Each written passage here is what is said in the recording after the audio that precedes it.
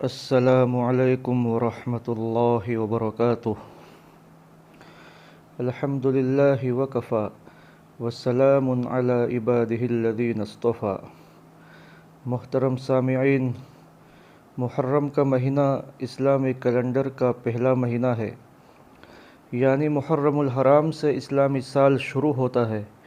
اللہ تبارک تعالیٰ نے جب اس کائنات کو بنایا تبھی سے اللہ تعالیٰ نے 12 مہینے بنائے تھے، اور قرآن کریم میں اس کا ذکر موجود ہے کہ ان عدۃ الشہور عند اللہ 12 شہرا فی کتاب اللہ یوم خلق السماوات والارض منها 4 حرم۔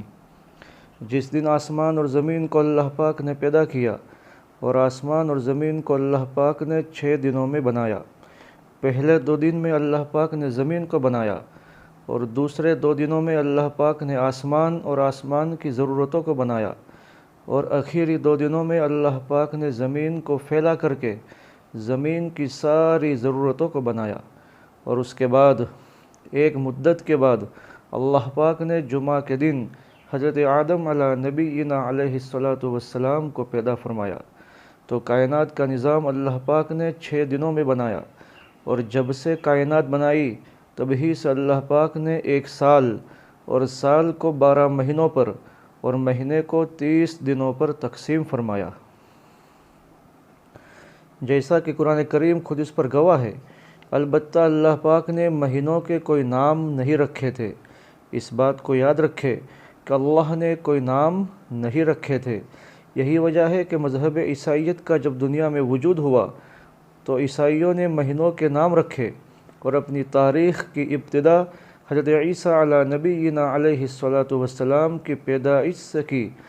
اس وقت جو عیسوی کیلنڈر چل رہا ہے، یہ عیسائیت کے اعتبار سے حضرت عیسیٰ علیہ السلام کو پیدا ہو کر جب دنیا میں تشریف لائے تھے، اس کو 2022 سال ہو گئے، اور عیسائیوں نے اس اعتبار سے حضرت عیسیٰ علیہ السلام کی پیدائش سے اپنی تاریخ کا آغاز کیا، اور اس کا نام انہوں نے عیسوی سن رکھا۔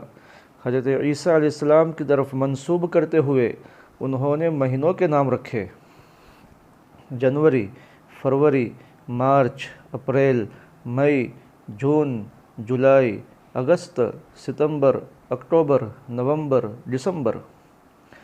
اب یہ نام انہوں نے کیوں رکھے ہیں، کس بنیاد پر رکھے ہیں، اس کا معنی کیا ہوتا ہے، اس کی ایک بہت بڑی تفصیل ہے۔ یہودیوں نے اپنے اعتبار سے اپنے کیلنڈر کے مہینوں کے نام رکھے، اور ان کی تاریخ کی ابتدا ہوتی ہے حضرت سلیمان علی نبینا علیہ الصلاۃ والسلام سے۔ حضرت سلیمان علیہ السلام کے زمانے سے انہوں نے اپنی تاریخ کی ابتدا کی، اور ان کے اپنے نام ہیں جو ان کی تاریخ میں دیکھے جا سکتے ہیں۔ اسی طرح ہندوؤں نے اپنے کیلنڈر کے 12 مہینے اور 12 مہینوں کے نام اپنے اعتبار سے رکھے جو ان کے کیلنڈر میں دیکھے جا سکتے ہیں۔ اسی طرح عربوں نے مہینوں کے نام اپنے اعتبار سے رکھے ہیں، اور عربوں نے جو نام رکھے تھے وہ یہ ہے: محرم، صفر، ربیع الاول، ربیع الاخر، جمادی الاولی، جمادی الاخر، رجب، شعبان، رمضان، شوال، ذی قعدہ، ذی الحجہ۔ یہ 12 مہینے ہوتے ہیں۔ یہ نام نبی اکرم صلی اللہ علیہ وسلم نے نہیں رکھے تھے، یہ نام عربوں میں پہلے سے چلے آئے ہیں، اور یہ نام عربوں نے رکھے تھے۔ اور عرب کے اندر یہ بات مشہور تھی کہ 4 مہینے حرمت اور عظمت والے ہیں، اور وہ ہے ذی قعدہ، ذی الحجہ، محرم الحرام، اور چوتھا مہینہ رجب المرجب۔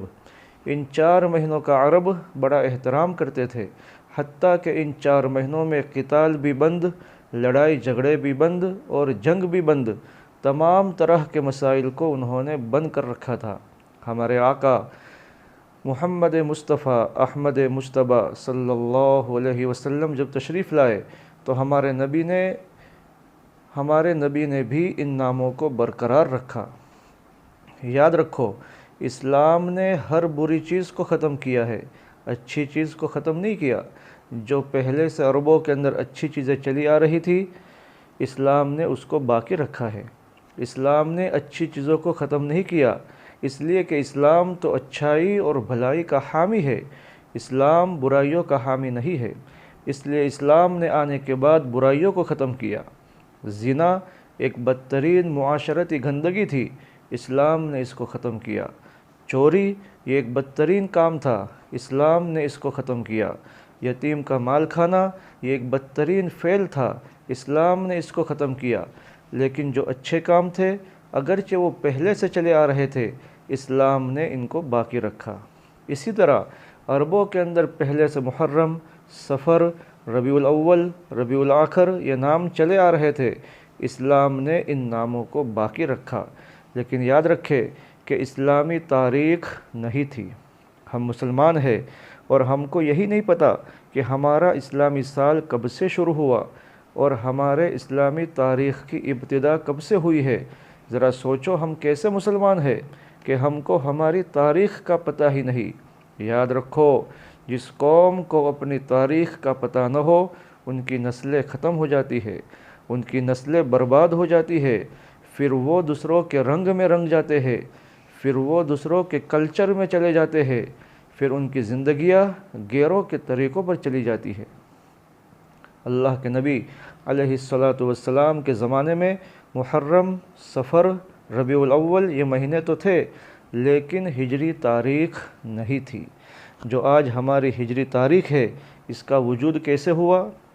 حضرت عمر رضی اللہ تعالیٰ عنہ کے دور خلافت میں جب اسلام بہت دور دور تک پھیلا، اب امیر المؤمنین حضرت عمر رضی اللہ تعالیٰ عنہ کی طرف سے جو خطوط جاتے تھے تو ان خطوط کے اوپر کوئی تاریخ نہیں ہوتی تھی، تو یہ معلوم کرنا مشکل تھا کہ یہ خط کب سے چلا ہے۔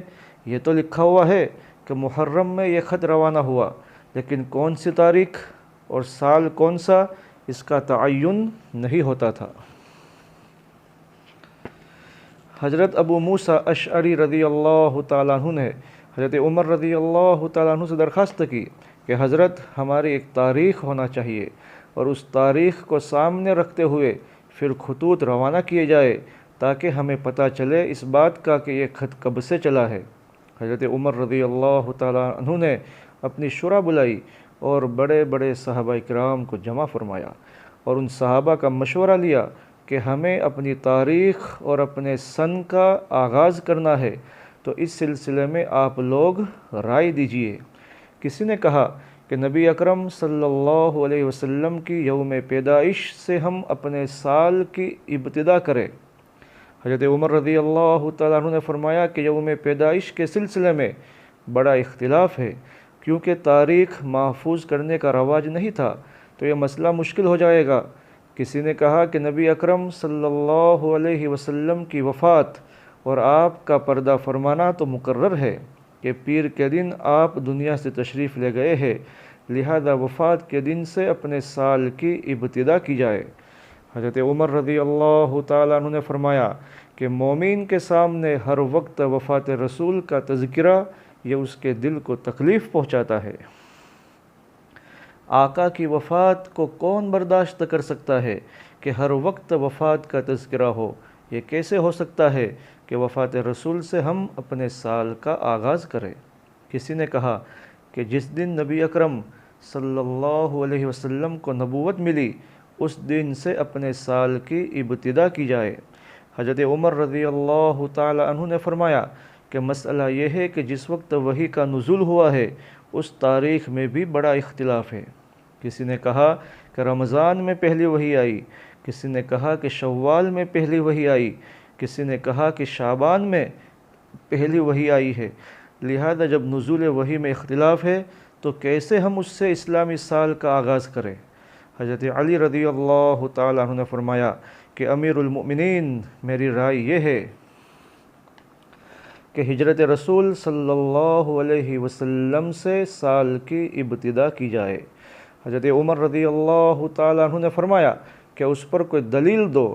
حضرت علی کرم اللہ وجہہ نے ارشاد فرمایا کہ ہجرت اسلام کی فتح کا ذریعہ ہوا، ہجرت کے بعد اسلام کو فتح نصیب ہوئی اور اسلام پھیلتا چلا گیا، تو جس ہجرت کے بعد اللہ تبارک و تعالی نے اسلام کو فتح دی ہے اور اسلام کا بول بالا ہوا ہے، ظاہر سی بات ہے کہ اگر ہجرت سے ہم اپنے سال کی ابتدا کریں گے تو مسئلہ یہ ہوگا کہ انشاءاللہ اس نصرت اور فتح کو دیکھتے ہوئے مسلمان جب اپنے نئے سال کا آغاز کریں گے تو مسلمانوں کے دلوں میں ایک جوش اور ولولہ پیدا ہوگا۔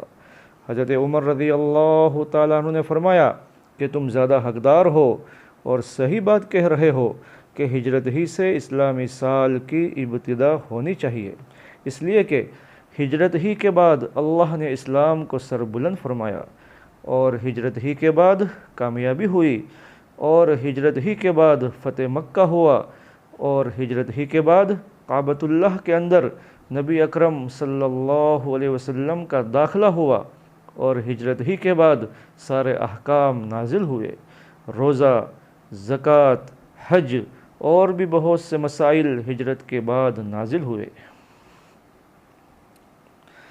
مکی زندگی میں 13 سال میں تو ایمان کو بنایا گیا، لہذا ہجرت سے ہمارا اسلامی سال شروع ہوا، اور آج 1443 سال پورے ہو چکے ہیں اور ہم 1444ویں سال میں داخل ہو چکے ہیں۔ اللہ تبارک و تعالی ہمارے اس سال کو مبارک بنائے۔ لہذا میرے دوستو، ہم سب کو چاہیے کہ ہم اسلامی سال کو یاد رکھیں، اپنے بچوں کو یاد کرائے، اور ہم ہر مہینے کے چاند دیکھنے کا اہتمام کریں۔ یہ ہمارا سال ہے، یہ مسلمانوں کا ہجری سال ہے۔